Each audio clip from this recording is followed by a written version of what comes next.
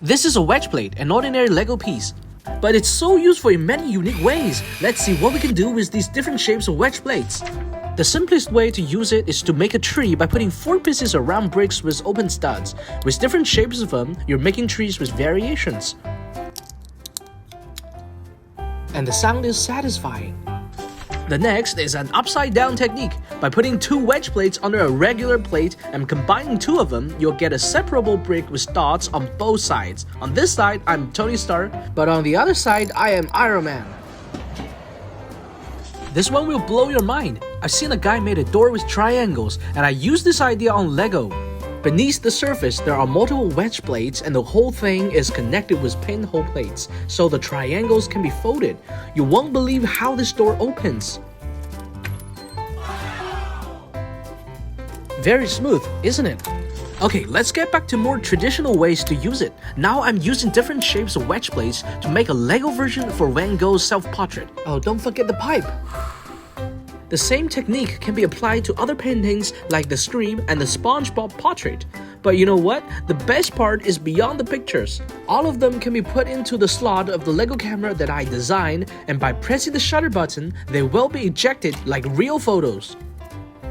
Oh, and also this Spider-Man portrait also has wedge plates on it. Wedge plates are also perfect to build polygons. Typically, Lego dioramas are in the rectangular form, but what if I turn this floor into a hexagon shape? This is Andy's room from Lego Ideas, and I fit it into an IKEA lantern, which makes the scene so warm and cozy when glowing in the dark. Okay, this is an easy one. Want to build a rooftop really fast? Simply attach wedge plates to hinge plates and gather them together from 4 sides. In Marvel movies, Doctor Strange uses sling rings to create portals through different dimensions, and I think that wedge plates are just the perfect parts to build it. When you need to build something with an egg shape, the wedge plate is a good choice, just like the space elevator that I'm building. See the 2 twisted spirals? They provide the power for the platform to go upwards. Best luck to the minifig because I forgot to give him a spacesuit. You can also use wedge plates to build spiral stairways, and by interconnecting wedge plates with 2 directions, you will get a Lego chain that rolls up into a perfect star. Oh, by the way, if you roll it in a different direction, it can also be turned into the same star. Here's a bigger one. Have you seen a camera shutter? I'm going to build that shape with wedge plates. I used quite a lot of Technic parts to build the mechanism, so it opens and closes when you turn it in 2 directions. And I attached the wedge plates on it to create 8 triangles that move synchronously. Let's see what's inside the box.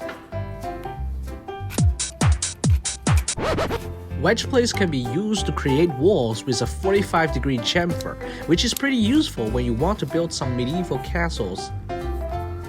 Okay, it's time for some illegal building techniques. You can fix a plate to the gap of 2 columns of dots.